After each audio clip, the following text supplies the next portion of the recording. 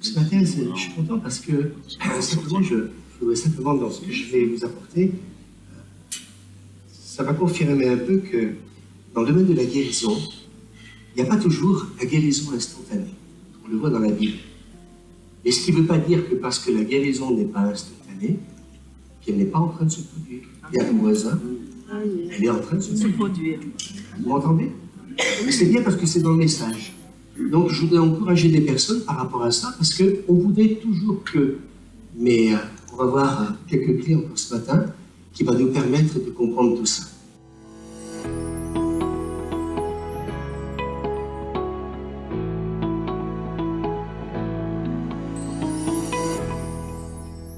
Nous allons voir ce matin quels sont tous les obstacles qui nous empêchent parfois d'être un instrument de Dieu pour la guérison. Et vous allez voir ce matin, moi ça m'a... Cette semaine, j'ai dû travailler moi 20 heures ce message, parce qu'il faut faire des recherches, ça ne se fait pas comme ça. Je me suis rendu compte, moi ça m'a libéré sur beaucoup de choses. Il y a trop d'obstacles. Vous savez pourquoi il n'y a pas assez de guérison dans nos églises? Parce que ce n'est pas Dieu qui est le problème. C'est nous. C'est nous. Je vais vous dire, moi maintenant, à chaque fois que je prie pour quelqu'un, j'ai plus de guérison qu'avant, à peu près 90% pour le moment. Je veux le 100%, Amen. Parce que quand je viens de lire la Bible, eh bien on se rend compte que les gens étaient totalement et entièrement guéris. Ce que je sais aussi, c'est que même s'il y a encore les symptômes, on verra tout à l'heure, ce n'est pas pour ça qu'il y a les symptômes que tu n'es pas guéri. Parce que nous allons voir tout à l'heure aussi que tout est possible à celui qui croit. Et vous connaissez ce texte dans la parole de Dieu où quelqu'un va prier pour un aveugle, il va lui dire, va, il prie pour lui, Jésus, parmi Lombardo, et il nous est dit, Jésus va lui dire, eh bien comment tu vas en fin de compte? Eh bien il avait encore les yeux troubles, et il lui dit, va te laver au réservoir de Siloé. Et alors qu'il va à ce réservoir, il est complètement guéri. On voit que la guérison, elle est venue par étapes. Et pourtant, c'est le Fils de Dieu. Et là, j'aimerais vous dire une chose, il n'y a pas toujours des guérisons instantanées. Mais dis à ton voisin, je reçois cette guérison par la foi. Quand c'est l'onction, je répète, il faut faire la différence. Dites avec moi, c'est un acte de la souveraineté de Dieu. Est-ce qu'on peut dire Amen? Dieu est bon. Et il y a des moments quand l'onction est dans l'église, eh bien l'onction vient et Dieu guérit qui il veut, il remplit qui il veut et il bénit qui il veut, quand il veut. Vous savez pourquoi? Parce que Dieu connaît donc nos besoins. Amen. Eh bien cet exemple, c'est la femme qui a la perte de sang. Elle va toucher Jésus et elle va être au bénéfice, dites avec moi, de l'onction. Il y a la foi, mais il y a aussi l'onction. Il y a l'onction, dites avec moi, mais il y a aussi un acte de foi de sa part. Mais même, j'aimerais insister en disant que quand il n'y a pas un acte de foi, on va le voir après, l'onction est suffisante. Et j'ai bien aimé. Alors quand vous allez lire un peu donc les textes bibliques, vous allez vous dire, mais ce que nous lisons n'est pas pareil que ce que donc est en train de nous lire le pasteur. Parce que je travaille sur plusieurs versions, plusieurs interprétations. Amen, qui bien sûr vont ensemble. Et donc cette femme dit, si je touche simplement ses vêtements, on est compliqué des fois. Dis à ton voisin, on est compliqué. Il faut rester simple. Moi, je suis en train de vivre quelque chose de merveilleux. J'ai comment dire, on a le sentiment que cette parole est en train d'exploser dans mon esprit, tellement je me suis rendu compte que les choses sont simples. Ce matin, il va y avoir des guérisons. Ce que le Seigneur m'a donné, c'est pour qu'il y ait encore plus de guérisons. Parce que dimanche prochain, ça fait 3 dimanches qu'il y a des guérisons. Il va y en avoir d'autres. En fait, je ne vous ai pas dit, dimanche passé, j'ai oublié le plus important, on était à Ebaz vendredi passé. Oui ou non? Oui. Et puis à un moment donné, eh bien, j'ai senti dans l'esprit qu'il fallait dire à l'église, eh bien, le Seigneur va vous enlever 20 000 euros. Vous vous souvenez de ça? Oui. Donc ça veut dire qu'il y avait un prix de 360 000 euros et ils ont eu un prêt de 320 000 euros. Il y avait 40 000 euros en trop. Et puis à un moment donné, le Seigneur me dit, ben voilà, dis au pasteur, le Seigneur va enlever donc cette somme d'argent. Et on a prié pour que Dieu enlève les 20 000 euros. J'aimerais vous dire une chose, la bonne nouvelle, c'est qu'ils n'ont pas enlevé 20 000 euros, ils ont enlevé 40 000 euros. La dimension. Amen. Et là, je ne suis pas passé pour un imbécile, parce que quelque part, vous savez ce qui s'est passé en disant ce que j'ai dit, ça a suscité une foi collective. Amen. Et mais j'aimerais vous dire, mes amis, que dans l'église, j'aime prêcher en ce moment, quand il y a une foi collective dans une église, Amen. il peut se passer bien plus Amen. que ce que nous Amen. demandons. Amen. Dieu peut faire au-delà, amen, de ce que nous demandons et pensons. Et de 20 000, ils ont eu 40 000 euros en Amen. moins. Amen. Parce que nous étions dans la foi. Parce qu'à un moment donné, eh bien, nous nous sommes dit, pourquoi ne pas le croire? Et mes amis, Dieu a vu notre foi. Eh bien, ça a été comme Élie et Élisée, la double onction.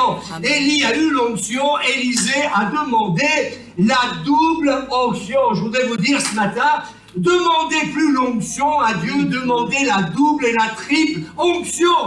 Amen. Parce que c'est ce que Dieu veut nous donner. Alléluia. Il nous l'a donné, mais Dieu veut nous donner, ça me fait du bien. Il est en train de me dire, je veux te donner plus. Qui veut être au moins? Amen. Moi, je ne sais pas, mais vous écoutez un prédicateur, moi, à votre place, je crois qu'on n'a pas compris cette violence spirituelle. Les violences s'emparent du royaume de Dieu. Amen. Et là, je suis en train de vous prêcher, je suis en train de dire, pétard, mais Élie, t'étais rempli de l'onction de Dieu, mais Élisée lui a dit, mon petit là, mon pote, mon père spirituel, eh bien, t'as fait des choses merveilleuses, mais moi, je veux la double. Et quand vous lisez dans la parole de Dieu, écoutez bien, tous les faits extraordinaires que Élisée a fait, eh bien, écoutez, c'est surprenant, si vous étudiez la Bible, Élisée a fait le double de miracles que son père spirituel. Amen. Vous savez pourquoi? Parce qu'il a cru. Parce qu'il l'a cru, parce qu'il l'a demandé. Amen. Et je vois que vous restez assis sur vos chaises. Moi, si j'étais toi, je me lèverais mon popotin et je dirais, Seigneur, moi, je veux la double onction. Je veux voir des miracles, je veux voir des guérisons. Et vous croyez qu'on vient le matin, tous les matins avec Suzanne pour dire, on veut plus d'onction. Et donc, si tu n'es pas convaincu, reste assis. Mais je veux dire, ce matin, si tu ne réagis pas alors que je vais prêcher, tu vas passer à côté de ton miracle, de ta guérison. Il y a des choses loin ce matin qui vont se passer, alléluia. C'est le moment. Ne me regardez pas, moi, si j'étais vous, je serais en prière. Et je m'adresserais à lui. Et je lui dirais, Seigneur, ce matin, je suis là. Et mon pasteur est en train de me dire, alléluia, eh bien qu'il y a l'onction, mais il y a la double onction. Alors je te la demande, je veux plus de puissance dans ma vie. J'ai prié pour les malades et j'ai eu une guérison. J'ai envie de vous dire ce matin, je veux pas une guérison, j'en veux 2, j'en veux 3, j'en veux 4, j'en veux 5. Il y a une femme de pasteur, elle va se reconnaître ce matin, elle nous a envoyé de la biographie d'une femme de Dieu. Eh bien, je vais te dire ce matin, Evelyne, c'est tout ça, c'est beau, ces témoignages, mais ils sont derrière nous. On veut des choses maintenant. Amen. On veut que ça se passe maintenant. Tout ça, ça fortifie notre foi, mais maintenant, on veut ce revêtement de puissance. Maintenant, dans mon travail, je veux parler de Jésus. Dans mon travail, je veux imposer les mains. Amen, à des malades. Et là où je suis, là, chez moi, eh bien, je veux imposer les mains. Amen, alléluia, à mes voisins. Amen. On va aller chercher le pasteur. Vous n'aurez plus le temps d'aller chercher le pasteur parce qu'il n'a plus le temps. Amen. Il n'a plus de temps. Et on va voir ce matin, Dieu va t'utiliser, toi, amen, pour qu'il y ait des guérisons dans ton quartier, Amen. dans ton immeuble. Alléluia, crois-le. Non pas que dans l'église, mais les gens, vous allez les guérir dans les rues et ils vont venir dans l'église pour témoigner, pour dire voilà, ce matin, eh bien je voudrais témoigner parce que j'en sais rien qui est cette personne. À un moment donné, elle était dans la rue, et puis à un moment donné, eh bien, j'étais en train de pleurer, et puis à un moment donné, eh bien voilà, eh bien il y a Marc qui est arrivé, et puis il a été voir cette personne, mais pourquoi vous pleurez? Ah mais parce que je sens un joug sur ma vie. Ah d'accord, je suis chrétien. Est-ce que je peux prier pour vous? Parce que Jésus va ôter, amen, par l'onction, il va ôter ce joug sur ta vie. Amen. Et prie pour lui, alléluia, et il est complètement délivré. Et amen, il va venir là au micro, puis il va dire j'étais suivi par les psys.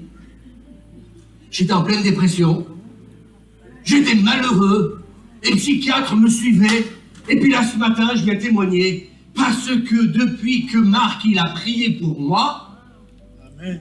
Amen. Marc, alléluia, que l'onction, Patrick, tu peux venir bénir Marc, s'il te plaît. Amen. On est responsables, on va se bouger, je vais pas vous faire dormir ce matin. On veut de l'action. On veut qu'il se passe quelque chose, alléluia, amen.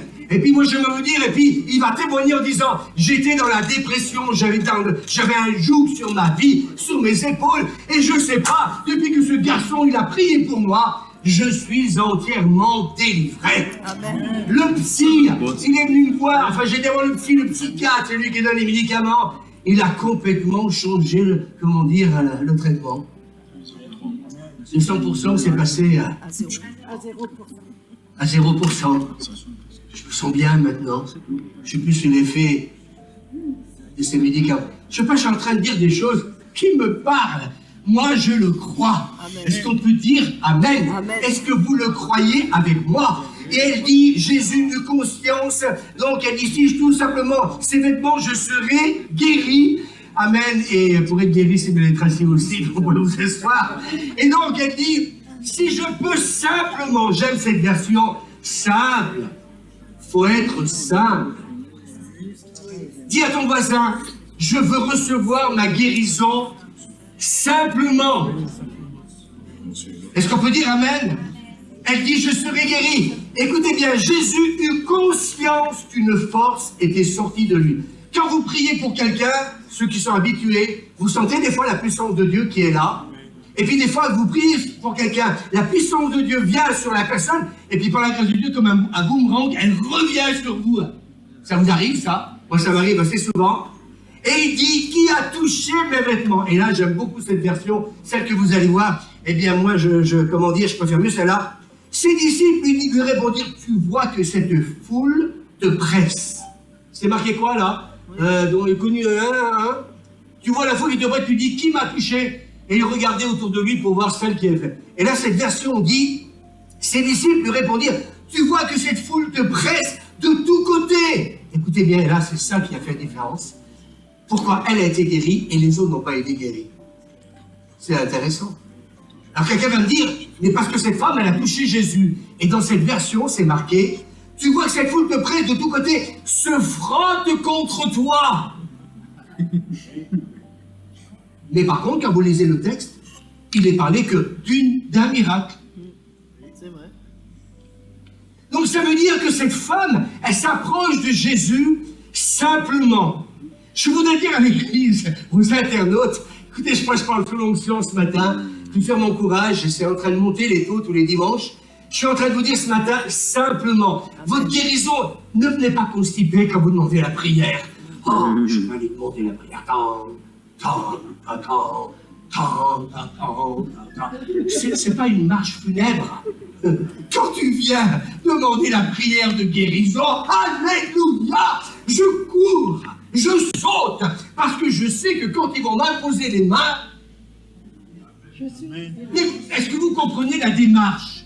Oh frère, les internautes, frère, si vous pouviez prier pour moi. Oh, les médecins, ils ont dit, et les médecins, ils ont dit, et puis voilà, ça va pas. Non, tu viens dans un autre état d'esprit. Cette femme, ça fait 12 ans qu'elle a des hémorragies. Vous avez mal à la tête, si au bout d'une semaine vous êtes guéri, mais 12 ans qu'elle a des hémorragies. Elle dit qu'elle a tout dépensé, elle a été voir les médecins, c'est marqué, et en fait, quand personne n'a pu trouver le traitement adéquat pour la guérir. Oui. Alors elle dit, voilà, j'entends parler du Christ, et nous, excusez-moi, mais moi ça fait 42 ans, 44 ans que j'entends parler du Christ. Est-ce que nous nous sommes habitués, c'est très bon ce que je dis ce matin, on s'est habitué dans nos églises à parler du Christ. Il est ressuscité, il est sorti le 3e jour du tombeau. On dit tous ces salam à l'éclat, mais ça ne fait pas plus bouger notre foi. Elle dit, j'ai entendu parler de Jésus, je ne sais pas qui il est, mais ce que je sais, c'est que j'entends parler de Jésus, un Jésus qui sauve, un Jésus qui guérit, un Jésus qui a accompli des miracles. Amen. Alors simplement, elle se dit, pétard de stock, si Dieu le fait pour eux, il va le faire pour moi. Amen. Alors elle y va, à genoux, oh Jésus, oh si tu pouvais me faire la grâce de me guérir. Oh, ça fait 12 ans, ouh, ça fait 12 ans que je souffre, ça fait 12 ans, et puis, prends pitié de moi, Jésus. Oh, si on pouvait avoir un peu de compassion et de miséricorde pour moi, vous vous rendez pas compte. Et puis on arrive, et moi je vous entends des fois, et j'entends les gens qui viennent demander la prière. On est en train de nous faire un étalage d'une confiture qui a tourné. Ça vous est arrivé des fois d'ouvrir un pot de confiture et puis il y a de la moisissure dessus. Ça, des fois c'est un peu ça. Non, elle s'approche de Jésus. Simplement. Simplement. Et elle dit, si je le touche, elle sait qu'il a l'onction. Mes amis, je voudrais vous dire à tous équipiers de prière, leader, venez chercher Dieu pour avoir l'onction, parce que si vous ne l'avez pas, les gens ils vont vite voir qui vous êtes. Hein. C'est sûr. Alors ne vous étonnez pas après qu'ils vont aller chercher quelqu'un qui a l'onction. Et on a beau dire, oui, alors, allez, devenez des équipés de prière. Si tu n'as pas l'onction, et moi j'ai réalisé que moi je sais pourquoi je viens le matin. Je viens pour rechercher l'onction, la puissance de Dieu. Je veux être au contact de la puissance de Dieu. Amen. On a besoin de ce revêtement de puissance. Parce que, nous allons le voir tout à l'heure, c'est la puissance de Dieu qui guérit. Amen. On peut dire Amen. Et il dit, qui a touché le vêtement? Ses disciples lui répondirent, tu vois que cette foule de près de tous côtés se frotte contre toi. Alors comment peux-tu demander qui m'a touché? Car vous avez l'onction, vous le savez. Quand l'onction de Dieu est dans votre vie, vous le savez. Alors quelqu'un va dire, mais moi je ne la sens pas l'onction. Eh bien comme j'ai dit tout à l'heure, il faut que tu sois mort de faim. Il faut que tu ne viennes pas le matin prier avec nous pour dire, oh on va venir à la réunion de prière.